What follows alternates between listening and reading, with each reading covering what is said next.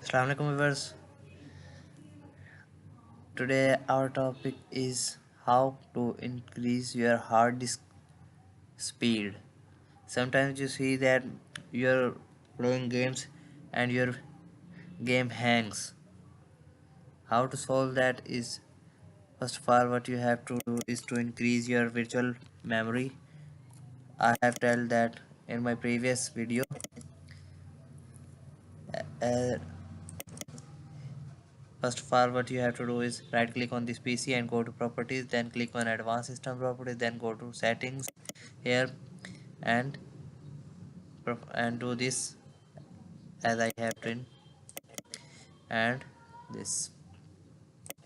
So that what you have to do is right click on drives, any drive, and open properties.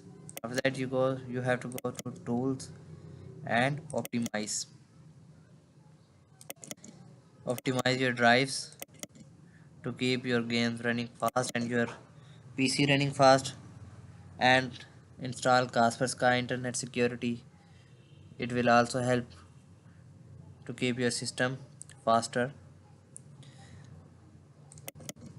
As you can see, optimized has been done from home.